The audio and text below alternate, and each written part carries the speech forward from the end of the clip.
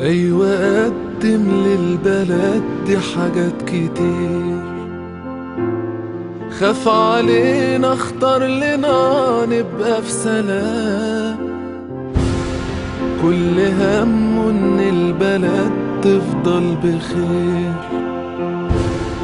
كل خطوة تتحاسبها بالتمام. تعاني، ليبيا تموت، ليبيا تهدف.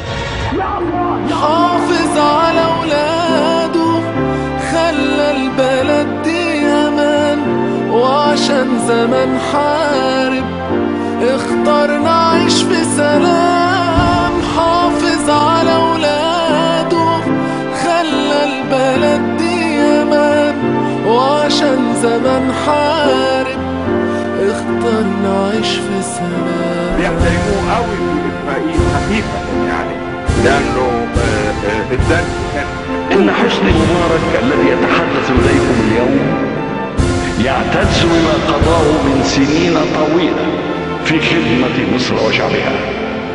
إن هذا الوطن العزيز هو وطني، مثلما هو وطن كل مصري ومصرية.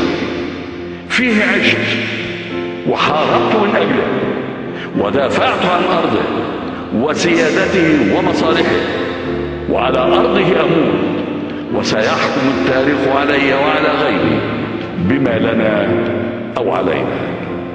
إن الوطن باق والأشخاص زائرون، والأشخاص زائرون، والأشخاص زائرون.